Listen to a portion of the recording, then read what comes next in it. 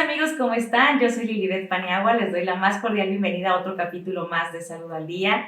Les quiero platicar la segunda parte de la diabetes. La semana pasada hablamos de la resistencia a la insulina, que es la antesala a la diabetes, y hoy vamos a platicar justamente de qué es. Así es que quédate con nosotros, comenzamos. Bienvenidos al programa que te dará tips de ciencia, salud, nutrición, bienestar, con Lilibet Paniagua. En Salud al Día. Comenzamos. Mis amigos, les estábamos contando la importancia que tendría cómo encontrar los síntomas en nuestro cuerpo si ya llegamos a presentar una resistencia a la insulina, que justo es la antesala a la diabetes. ¿Qué significa eso? Cuando una persona tiene resistencia a la insulina, es el aviso, son las alertas, son las alarmas de tomar acción sobre su salud y entonces poder revertir todos estos signos. Sin embargo, si una persona ya presenta las alteraciones claras de una diabetes, vamos a platicar hoy cuáles son, vamos a platicar cómo podemos mejorarla y cuál sería la atención pertinente. Primero vamos a hablar de cuáles son los factores de riesgo. ¿Cuáles son las causas principales por las que una persona pudiera desencadenar una diabetes y cuáles son estas razones? La número 1, el sobrepeso o la obesidad. Estos dos son los factores de riesgo más importantes. Por eso México está presentando números terriblemente alarmantes en el tema de la diabetes. Y te voy a decir un dato específico. Fíjate bien. Hace algunos años hice un diplomado en diabetología y justamente hablaban los expertos y decían, mira, si un niño a los 10 años ya comienza a tener alguna alteración en su glucosa en sangre y si ese niño tiene obesidad, será un niño que en los próximos 10 años, si no hace ningún cambio, va a tener una alteración ya declarada como diabetes. En los próximos 10 años. O sea, si estamos hablando de un niño de 10 años, y en los próximos 10 estamos hablando que será un niño de 20 años ya con una diabetes declarada. Pero en los siguientes 10 años va a detonar todas las manifestaciones clínicas de la enfermedad, las cuales incluyen pérdida de la visión, insuficiencia renal, entre muchas otras. Eso quiere decir, muchachos, que si hoy día nosotros no gestionamos mejor la alimentación en nuestros niños, en las siguientes generaciones podríamos tener jóvenes de 30 años sin visión, con una insuficiencia renal sometidos a una diálisis por alteraciones de diabetes. Me parece que son números muy graves, por eso hoy el principal factor de riesgo es la obesidad. Otro de los factores de riesgos es el aumento de la grasa visceral. Si una persona tiene un crecimiento anormal en la zona abdominal, específicamente lo que conocemos como la pancita, podría ser justamente uno de los factores de riesgo más importantes porque eso me refiere que en la zona del hígado, del páncreas, el estómago, el corazón, existe mayor cantidad de grasa de la que debería tener. Otro factor de riesgo es justamente el síndrome de ovario poliquístico, que está sumamente asociada a la resistencia a la insulina y esta puede ser una referencia clara de por qué padecer una diabetes. Otro factor de riesgo tiene que ver con factores hereditarios. Si bien la familia que ha presentado ya a nivel genealógico episodios de diabetes, pues cualquiera de los miembros subsecuentes podría tenerlo también. Sin embargo, ese es un porcentaje muy chiquito. Aproximadamente el 3% de las personas que sus progenitores tienen diabetes los podrían presentar si su estilo de vida es diferente.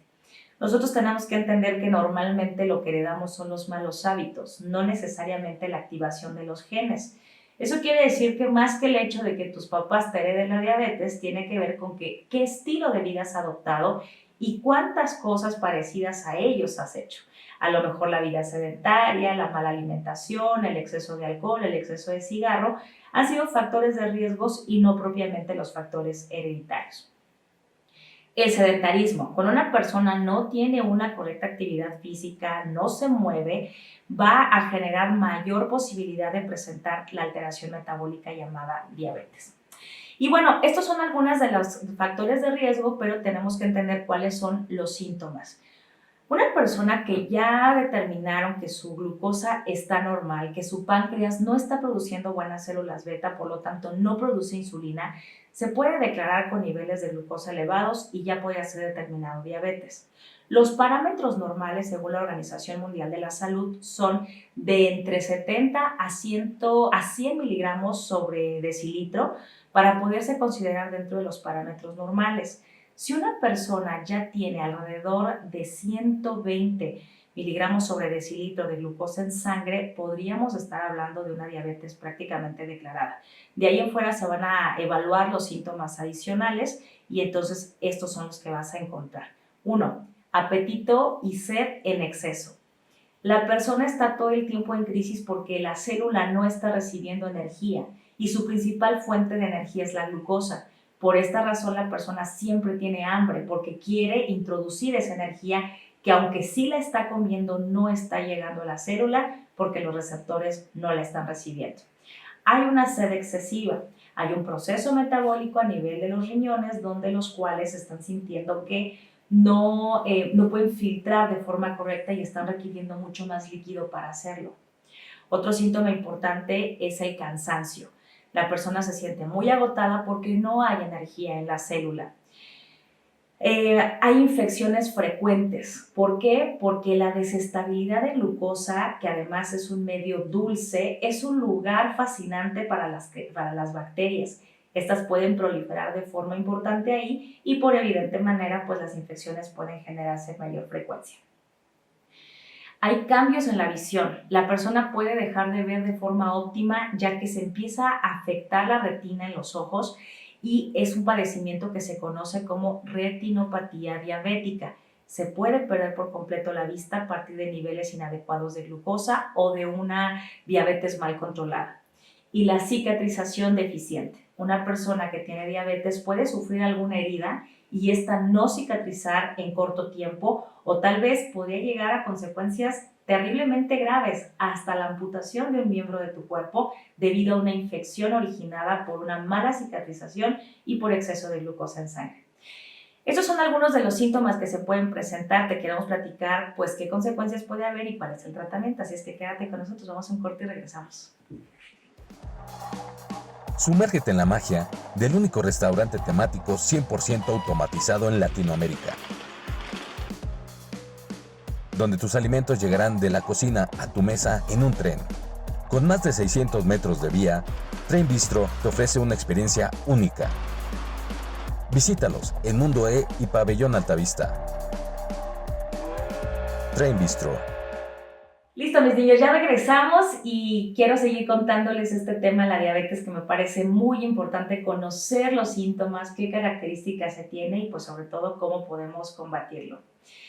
Existen muchísimas complicaciones que se van a originar a partir de este padecimiento, por eso el énfasis en poderlo atender a tiempo.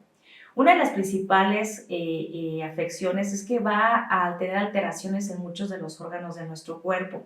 Una de las principales o de las más importantes es en los vasos sanguíneos.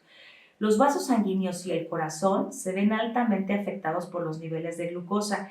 Estos tienen un desgaste anormal en su epitelio, lo cual significa que empiezan a rasgarse de manera importante. Una persona con diabetes puede tener más probabilidad de tener infartos o de padecer accidentes cerebrovasculares, lo que significa que se pueden quedar coágulos en el torrente sanguíneo o bien empezar a rasgar el epitelio interno, lo cual va a provocar que se quede colesterol en la zona y esto haga obstrucciones. Por eso es tan importante controlarlo y favorecer con el ejercicio. Otra complicación importante es el daño nervioso. Las terminales nerviosas comienzan a alterarse por la cantidad de glucosa en sangre en exceso. Lo que trae como consecuencia es que haya bastante irritación, dolor, picazón y ardor. Esto se conoce normalmente como neuropatía diabética. Las personas que lo sufren refieren tener todo el tiempo una sensación de picazón, comezón, ardorosa, que aunque se rasque no se quita porque esto como de manera interna, es que es a nivel nervioso. Esto no se va a retirar. Otra de las alteraciones importantes es a nivel renal y es de las consecuencias más peligrosas. La afección renal surge a partir de el riñón no poder filtrar de manera adecuada la cantidad de moléculas cetónicas que están en la sangre originadas por este proceso de incremento de glucosa, baja de insulina.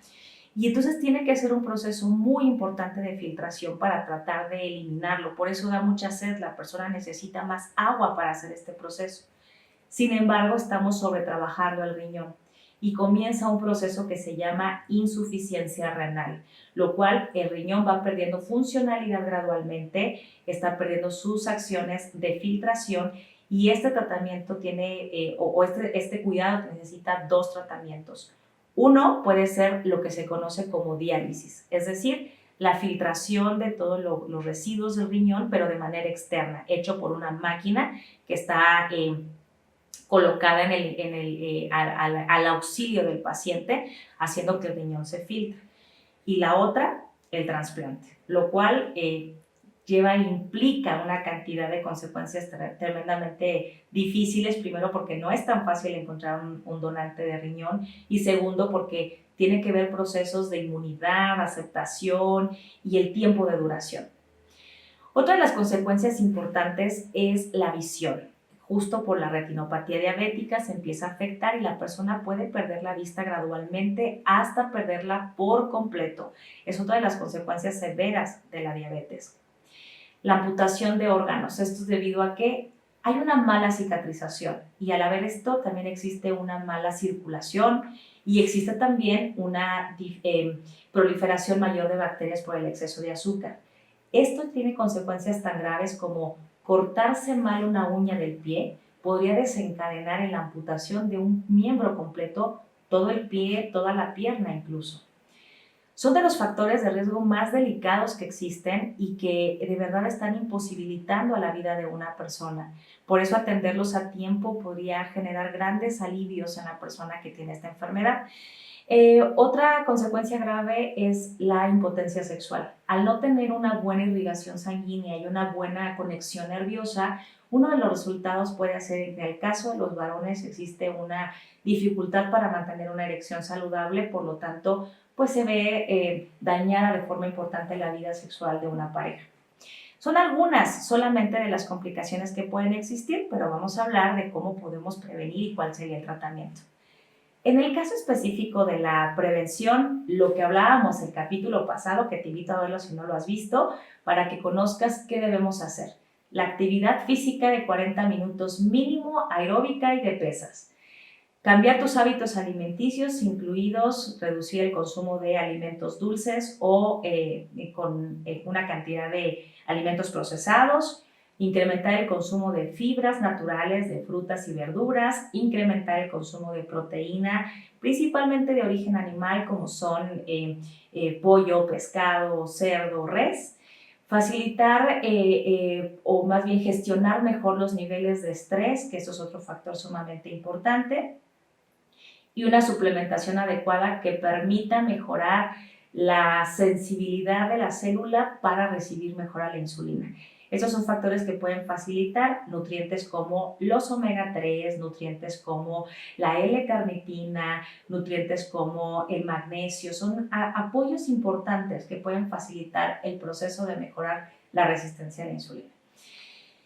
Y por último, el tratamiento médico. Una vez que una persona ya es diagnosticada, sabe que sus niveles de glucosa están anormales, cuando están peligrosamente anormales, hablemos de niveles de glucosa en sangre de más de 300 miligramos sobre decilitro, estamos hablando de cosas bastante peligrosas, porque esto ya puede causar consecuencias irreversibles y de forma súbita. No te esperes a ese momento. Así es que asiste a tu médico, él puede darte medicamentos específicos, como cuáles. 1, hipoglucemiantes. Algunos de los medicamentos más conocidos es la metformina. Existen muchos medicamentos de última generación que pueden facilitar el proceso. También existen algunos medicamentos que buscan mejorar un poco la producción de insulina o bien algunos medicamentos, incluida la insulina inyectada, para facilitar este metabolismo en el cuerpo. Sin embargo, la clave más importante de esto está en ti. La única persona que puede realizar estos cambios efectivos eres tú. La disciplina, la constancia, el cuidado personal, el cuidado de la alimentación, el ejercicio, el buen descanso y los buenos hábitos en general de vida pueden ser factores que tú puedes cambiar en sí mismos y esto puede hacer la transformación completa de la enfermedad. Si bien los expertos dicen que esta enfermedad no se cura, también es cierto que se puede mantener en niveles sanos sin consecuencias durante muchísimos años. Hoy no es una señal de incapacidad tener diabetes, siempre y cuando tú lo decidas. Así es que muchísimas gracias. Nos vemos en el siguiente capítulo todos los jueves, 8 de la noche. Salud al día. Nos vemos, por supuesto, en el canal de Latido Hispano. Gracias y nos vemos la próxima. Bye.